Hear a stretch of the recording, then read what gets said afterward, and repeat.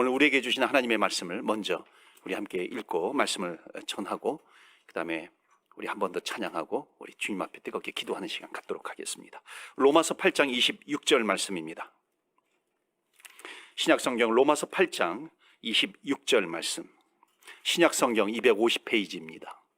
찾으셨으면 우리 함께 봉독하겠습니다.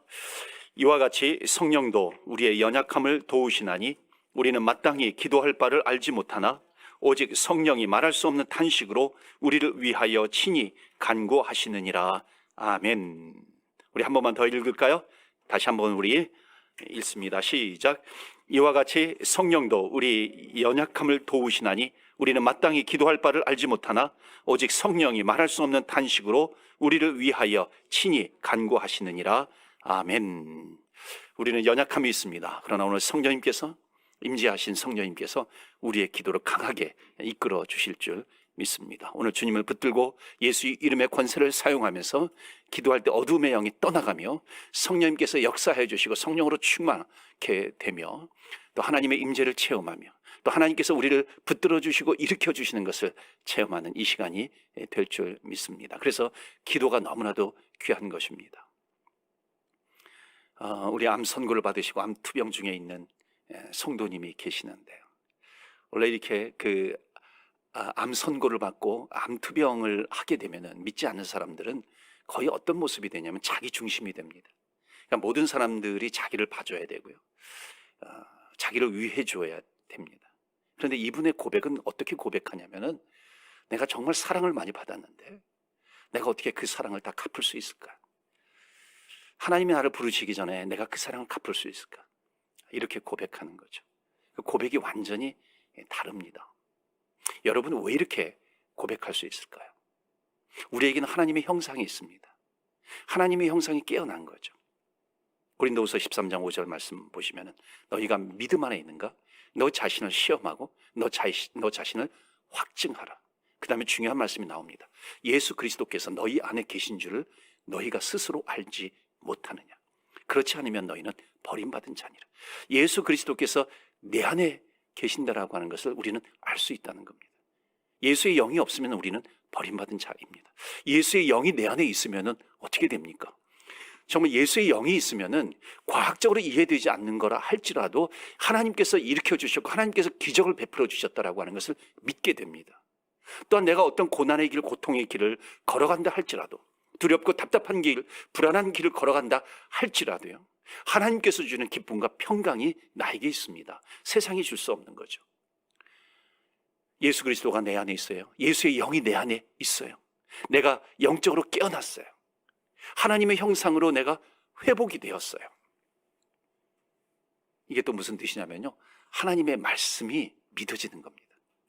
영적으로 깨어나게 되면요, 예수님이 내 안에 있으면 그럼 하나님의 말씀을 읽고 싶어지고요, 하나님의 말씀이 믿어지는 것입니다.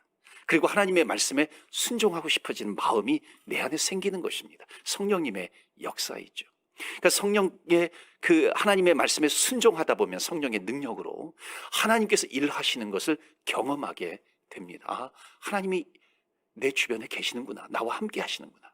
하나님께서 일을 하시는구나. 하나님께서 나에게 속삭이시고 나에게 말씀하시는구나 라고 하는 것을 깨닫게 됩니다. 또 한편으로 기도하게 된다는 겁니다. 기도의 자리에 찾아오게 되고요, 기도하게 되고요. 더욱 놀라운 것은요, 내가 나를 보면서 깨닫는 것은 뭐냐면 회개 기도를 합니다. 회개 기도하는 나를 보면서 내가 놀라는 것이죠. 여러분, 회개 기도라고 하는 것이 무엇입니까? 자신이 얼마나 잘못 살아왔는지, 얼마나 많은 죄를 지었는지 깨닫고 고백하는 것입니다. 기도할 수 있는 것이 얼마나 큰 기쁨이고 특권인지를 깨닫기 시작합니다. 그러니까 죄를 깨달으면은요, 괴로운 거잖아요.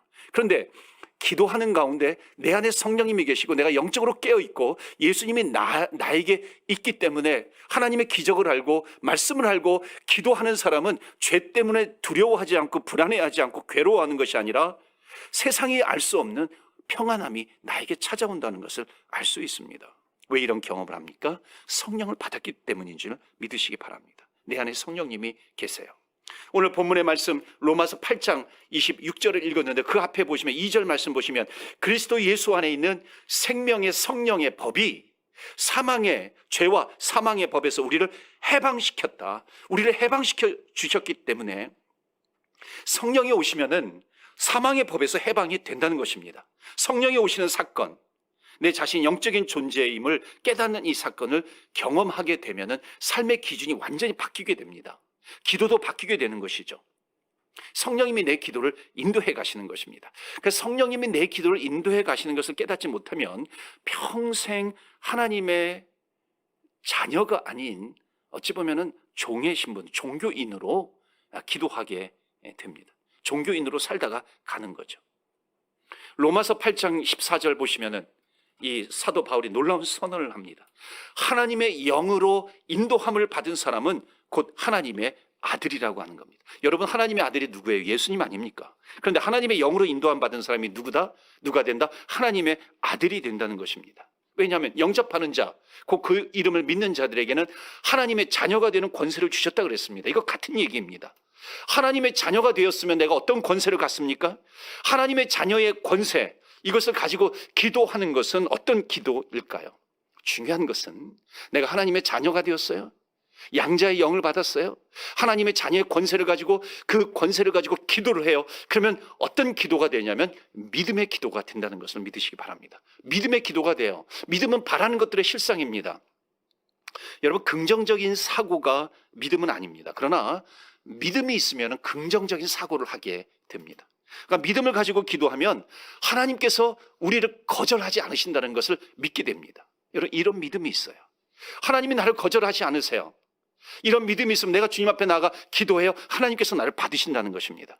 하나님께서 나를 받으시는 것이 뭐예요? 하나님께서 내 기도를 들어주신다는 믿음이 생기는 것입니다. 그러니까 이 믿음이 크면 클수록 하나님이 나를 거절하지 않으시고 하나님이 나를 받아주시고 하나님께서 내 기도를 들어주셔요. 그럼 내가 믿음이 커지면 커질수록 주님을 더욱 간절하게 붙들게 됩니다. 주님을 붙드니까 주님께서 뭐라 그러세요? 너의 믿음이 너를 구원하였느니라. 너의 믿음이 너를 구원하였느냐. 이런 구원이라고 하는 것은 하나님의 은혜로 되는 것이죠. 근데 너의 믿음이 너를 구원하였느니라, 이 말씀은요, 그 믿음을 칭찬하시는 겁니다. 너가 정말로 나에게 다가오면은 내가 거절하지 않는 믿음을 너가 가지고 있구나. 너가 기도하면 내가 들어준다는 그 믿음을 너가 가지고 있구나. 하나님께서, 예수님께서 그 믿음을 칭찬해 주시는 것입니다. 여러분, 예수님께서, 하나님께서 나를 받아주신다라고 하는 믿음이 생기게 되면은요, 내가 나를 받아들이게 됩니다. 내가 아무리 죄를 지었고 내가 아무리 고통 가운데 있다 할지라도 내가 나를 받아들이게 돼요. 또 내가 나를 받아들이게 되면은 어떻게 되냐면은 또 내가 이웃을, 타인을 받아들일 수 있습니다. 이게 믿음의 선순환이에요. 이것이 계속해서 이루어지게 됩니다. 로마서 8장 15절 말씀 보시면은 너희는 다시 무서워하는 종의 영을 받지 아니하고 양자의 영을 받았으므로 우리가 아빠, 아버지라고 부르짖는 거예요. 무서워하는 종의 영을 받지 않았어요. 여러분, 무서워하는 종의 영을 받으면 어떻게 돼요? 불안합니다. 두려워요. 답답해요. 분노하게 됩니다. 미워하게 되고요. 사람을 속이고 이용하게 됩니다. 왜냐하면 그 배후에는 무서워하는 종의 영이 있기 때문에 그래요. 무서워하는 종의 영이 뭐예요? 어둠의 영입니다. 다른 말로 하면 사단의 영이에요. 사탄의 영입니다. 아주 사악한 영이 있습니다. 여러분, 혹시 그런 거 보셨어요? 한 무슬림 소년이 이 땅에 있는 그리스도인들 다 죽게 해달라는 그런 기도를 하는 그 영상이 있습니다. 여러분, 무서워하는 종의 영, 사단의 영, 어두움의 영을 받으면요, 실제로 그렇게 무서운 기도를 하는 겁니다. 사악한 기도를 하게 돼요. 그런데 성령의 영이에요. 양자의 영을 받으면 정반대 일을 합니다. 양자의 영을 받았어요. 성령을 받으면 내 마음에 기쁨이 넘치고 평안이 넘치고요, 사랑이 넘치게 되는 것입니다. 소망이 넘치게 되는 것이죠. 사랑이 넘쳐요. 허다한 죄를 덮게 됩니다. 두려움을 내쫓아버립니다. 평강이 있어요. 염려를 내쫓아버리게 되는 것이죠. 기쁨이 있어요. 기쁨은 성령의 영입니다. 그 기쁨이 있으면, 성령의 영으로 가득 차 있으면 사악한 영이 주는 분노가 있어요. 그것을 내쫓아버리게 된다는 것입니다. 소망을 구하게 돼요. 어려움 가운데서도, 환난 가운데서도 소망을 바라보게 됩니다. 이게 성경에 나와 있는 인물들이요, 천국을 바라보게 됩니다. 주님께서 계신 그곳을 바라보게 되는 것이죠. 이건 요셉도 그랬고요, 모세도 그랬고요, 스데반 집사님도 그랬고요, 누구든지 예수님께서 친히 모범을 보여주셨습니다. 성령을 따라 기도하면, 그래서 믿음으로 구하게 되고 사랑을 구하고 소망을 구하면서요, 기도가 점점 달라지기 시작합니다. 두려움 가운데 있으면은 평안하게 기도하지 못합니다. 평안하게 기도하지 못해요. 믿음으로 기도하지 못해요. 양자의 영 성령을 받지 못했어요. 그리고서 기도를 해요. 그러면요, 아주 두려움의 기도를 합니다. 의무감으로 기도하게 된다는 것입니다. 정해진 기도의 시간을 철저하게 지켜야 되는 그 무슬림들을 보면은요, 불쌍합니다. 서로 눈치를 봅니다. 한 사람이 이렇게 머리에 땅에 대고 기도를 하면은요, 옆 사람이 머리에 이마를 땅에 댔는지 안 댔는지 그것을 살피기도 합니다. 서로 감시하기도 합니다. 오래전에 한동대학은 기독교의 신앙을 바탕으로 세워진 그런 대학이었잖아요. 거기에 이제 무슬림들이 몰래 이제 들어왔어요. 자기의 신분을 속이고, 그러다가 나중에 자기의 정체를 드러냅니다. 정체를 드러내니까 자기가 무슬림이잖아요. 그 무슬림이기 때문에 기도의 시간을 철저하게 지킵니다. 수업하다가도 메카를 향해서 절하면서 기도합니다. 또 점심시간에도 또 뭐 운동장에서 메카를 향해서 기도하기도 합니다. 그러니까 뭐 학교에서 아주 곤혹스러워하는 그런 일이 발생하기도 했습니다. 그 시간에 기도하지 않으면 천벌을 받을 것 같은 두려움이 그들에게 있습니다. 여러분, 이 기도가 왜 문제가 되냐면 믿음으로 기도하는 것이 아니라 행위로 기도하기 때문에 문제가 되는 것입니다. 바울이 기독교인이 되기 전에 바리새인 중에 바리새인이었습니다. 그는 행위로 기도했어요. 회심하고 난 다음에 하나님의 자녀가 된다는 것이 무엇인가, 이것을 깨닫게 되고 새로운 기도를 하게 됩니다.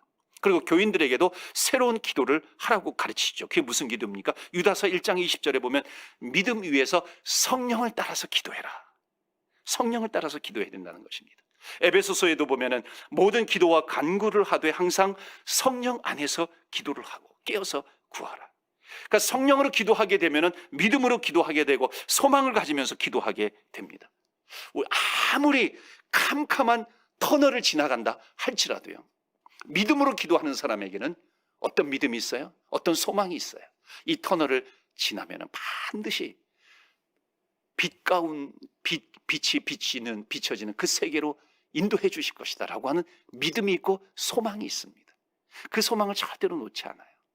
큰 풍랑이 일어도요, 믿음과 소망을 잃어버리지 않는 성령 충만하고 성령께서 우리의 기도를 인도해 주세요. 그 기도를 하게 되면 믿음과 소망을 잃어버리지 않습니다. 잔잔한 물가로 인도해 주시는 그 하나님의 은혜, 그것을 소망하면서 기도하게 됩니다. 그러니까 성령을 따라서 기도하는 그 기도는요, 믿음과 소망을 가지고 기도하게 됩니다. 사랑하는 성도 여러분, 오늘 우리는 이 성령을 따라 구하는 기도에 초대받은 것입니다.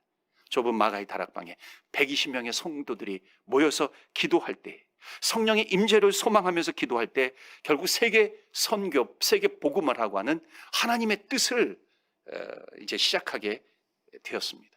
우리 가운데 몇 사람이라도 믿음과 소망을 가지고 하나님의 뜻을 따라 구한다면 새로운 선교, 새로운 세계 선교의 길을 열어주실 줄로 믿습니다. 성령을 따라 구하십시오. 먼저는요, 내 자신의 성령의 충만함을 위해서 기도하시기 바랍니다. 성령의 충만함을 구할 때 오순절 마가의 다락방에 임하였던 성령의 임재, 뜨거운 불이 임하는 성령의 임재가 나타납니다. 우리에게 임하게 됩니다.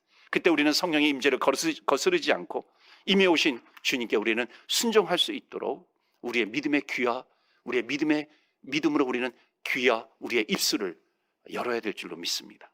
또한 성령이 기도하시도록 내 자신을 내어드리십시오. 그러나 일단 하나님께로 돌이키면 기도를 가르치고 이끄십니다. 예수님께서 주기도문을 가르쳐 주실 때 이미 제자들은 기도에 대해서 알고 있었습니다. 그런데 주기도문에 대해서 다시 가르쳐 주셨고, 주기도문을 가르쳐 주신 다음에 뭐라고 말씀하셨습니까? 구하는 자에게 성령을 주시지 않겠느냐. 이것은 약속입니다. 예수님께서 승천하신 후에 성령을 보내서 성령이 친히 기도를 가르치고 인도하게 하셨습니다. 그런데 기도를 하다 보면은 성령께서 인도하시는 기도를 하게 됩니다. 왜냐하면 하나님은 절대로 기도하는 사람을 외면하지 않으십니다. 하나님을 붙드는 사람을 절대로 내버려 두시지 않기 때문입니다. 그러니까 처음에 기도하다 보면은요, 내 뜻대로 기도하게 되고요, 내 힘으로 기도하다 보면은 지치기도 합니다. 왜? 내 힘으로 기도하니까. 그러니까 나는 약하구나, 나는 부족하구나, 이것을 깨닫게 됩니다. 그런데 성령께서 친히 인도하시고 탄식하시는 기도가 되면 기도는 자연스러워집니다. 오랫동안 기도할 수 있습니다. 간절히 간구하며 기도할 수 있습니다. 저는 누드를 좋아합니다. 우리 성도님들이 제가 누드를 좋아하는 거 다 아시더라고요. 또 라면을 좋아하기도 합니다. 그런데 제가 라면 먹는 거를 못 먹게 하는 사람이 있어요. 처음에는 제 아내가 라면을 이제 못 먹게 했는데, 라면을 많이 먹으면 콜레스테롤이 뭐 높아진다고 그러나요? 그런데 아내가 잠잠하니까요, 이제 막내 아이가 못 먹게 하는 겁니다. 그러니까 아빠가 라면 먹는 거는 안 좋다는 건 알아가지고 이제 라면을 못 먹게 하는 거죠. 심지어 라면 끓여가지고 이렇게 끓여가지고 라면을 먹으려고 하는데 젓가락을 빼앗기도 합니다. 제가 뭐라고 해도 개의치 않고 못 먹게 말리는 거예요. 그래서 요즘은요, 제가 이 아들 몰래 라면을 끓여 먹습니다. 그런데 우리 막내 아이의 원래 어렸을 때 별명이 개코였습니다. 개코. 그러니까 냄새를 잘 맡는 거예요.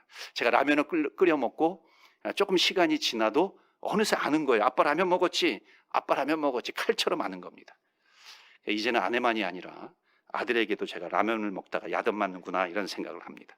그런데 여러분, 실은요, 아내와 남편은, 아내와 아이는요, 제 연약함을 돕기 위해서 그런 겁니다. 왜냐하면 이것을 많이 먹으면 안 된다는 것을 알기 때문에 그런 거죠. 여러분, 성령님도 우리를 이렇게 도우신다는 것입니다. 여러분, 믿으시기 바랍니다. 바울이 그것을 깨달은 거예요. 그래서 오늘 로마서 8장 26절에 이와 같이 성령도 우리의 연약함을 도우시나니 우리는 마땅히 기도할 바를 알지 못하나 오직 성령이 말할 수 없는 탄식으로 우리를 위하여 친히 간구하시느니라. 바울의 말처럼 우리는 마땅히 기도할 바를 알지 못해요. 자신의 기도 제목이 바른지 그른지도 제대로 분간하지 못합니다. 그러나 성령님께서 우리의 기도를 분간해 주세요. 말할 수 없는 탄식으로 우리를 위해서 친히 간구하신다는 겁니다. 여러분, 놀랍지 않으십니까? 누가 기도한다 그래요? 성령님께서 기도하신다는 겁니다. 누구를 위해서 기도해요? 우리를 위해서 기도하신다는 겁니다. 어디에서 기도해요? 우리의 마음속에서 성령님께서 기도하신다는 것입니다. 여러분, 이것이 기도의 비밀이에요.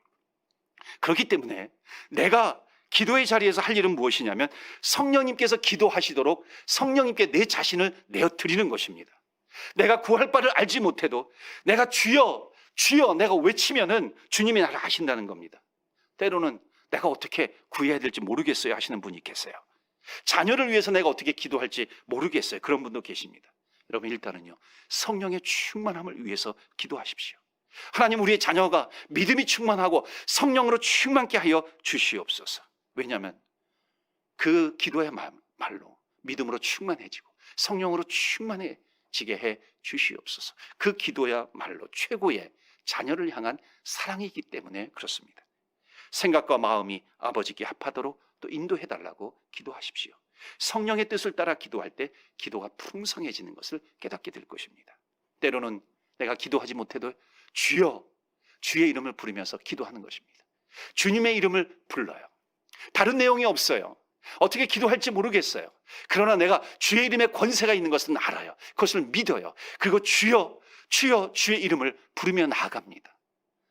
우리 가정예배서에도 나와 있지만은요, 그 육아서를 보면은 자녀가, 어린 아이가, 베이비가 옹알이를 하면 엄마는 90%를 그 옹알이, 아기가 옹알이를 하면 90%를 알아듣는다 그래요. 아빠는 약 70%만 알아듣는다 그럽니다.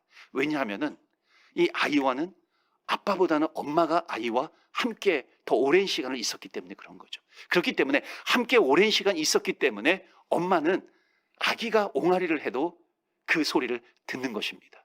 여러분, 성령님께서 우리 안에 계세요. 우리가 기도의 자리에 있고 성령님께서 내 안에 계시면 성령님께서 나를 아신다는 겁니다. 주여 주의 이름을 부르면서 기도하면서 나아가면 성령님께서 나를 아세요. 성령님께서 친히 내 기도를 인도해 가십니다. 탄식해 가신다는 것입니다. 그렇기 때문에 여러분, 오늘 그것을 믿으시고 주님 앞에 기도하십시오. 마태복음 8장 18절, 19절, 20절을 보면 두세 사람이 내 이름으로 모인 곳에 내가 그들 중에 있겠다 말씀하십니다. 여러분, 이 말씀을 예수님이 왜 주셨습니까? 고난의 길을 걸어갈 때에 주의 이름을 부르라는 거예요. 주님을 붙들라는 것입니다. 우리가 인생은요, 반드시 통과해야만 하는 고난의 길을 걸어가게 되어 있습니다. 그때 예수님을 붙들면 역사가 일어나는 거예요. 내가 너와 함께 있는 것을 너희가 알게 되리라. 주님께서 우리에게 말씀해 주신 것입니다. 이것을 깨달았던 사람이 누구냐면 다윗이에요. 다윗은 내가 사망의 음침한 골짜기로 다닐지라도 내가 해를 두려워하지 않을 것은, 해가 없어지는 것이 아니에요. 나를 해치는 것이 없어지는 것이 아니에요. 해를 두려워하지 않을 것은, 사망의 골짜기 가운데 해를 두려워하지 않을 수 있는 것은 해가 없어졌기 때문에 그런 것이 아니라 주님께서 나와 함께 하셨기 때문이라. 주께서 나와 함께 하기 때문에 이길 수 있는 것입니다. 고난은 주님과 함께 있으면 이기게 되는 것입니다. 저희 어머니가 암으로 이제 소천하셨는데요. 그 암 치료 과정 때 제가 잠깐 이제 한국에 들어가서 어머니를 도울 때 제가 도우면서 깨닫게 된 것이 있습니다. 사람이 암과 같은 죽음의 자리에 가면은 공통적으로 다 느끼는 것이 있습니다. 그것은 뭐냐면 아무도 내 생명을 도울 수 없다는 것입니다. 이것은 하나님과 주님과 나만의 문제입니다. 아무리 나를 사랑하는 사람도 도울 수 없습니다. 생명은 나와 주님 사이의 문제이기 때문에 그렇습니다. 여러분, 우리가 모든 사람이 고난의 길을 지나갈 때에 우리가 갈 수 있는 최고의 길은, 예수 믿는 사람이 고난의 길을 지날 때에 할 수 있는 최고의 고백은 딱 하나입니다. 그럼 주님의 이름을 붙들고 주님 앞에 기도하며 나오는 것입니다. 주님의 이름을 붙들면 하나님께서 그를 붙들어 주십니다. 그리고 그를 일으켜 세워 주신다는 겁니다. 소경 바디메오가, 맹인 바디메오가 예수여, 다윗의 자손 예수여 하고 주의 이름을 붙들었습니다. 그때 주님께서 이 맹인 바디메오를 보십니다. 그리고 그를 붙들어 주세요.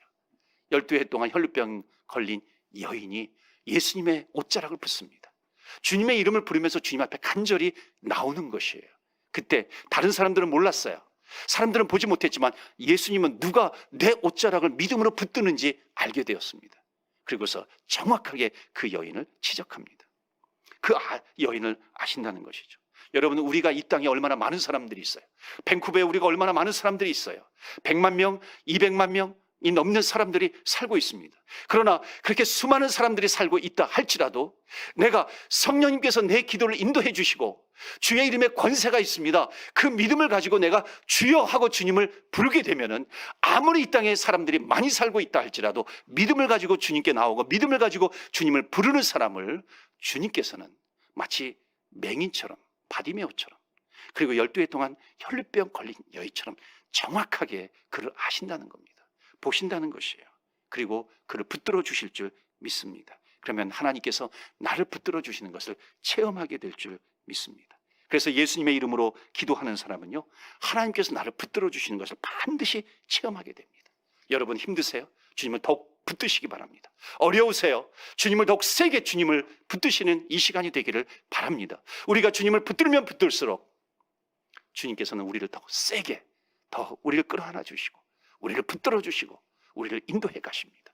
기도를 인도해 가시고요, 우리의 삶을 인도해 가시는 하나님이십니다. 기업고 하나님은 우리를 일으켜 세워주시는 것을 체험하게 됩니다. 그래서 오늘도 주님 앞에 나와 기도할 때 하나님께서 나를 붙들어 주시고 성령님께서 나를, 내 기도를 인도해 주시고 또 성령님께서 나를 붙들어 일으켜 세워주시는 것을 체험하는 이 기도의 시간이 되시기를 주의 이름으로 축원합니다. 아멘.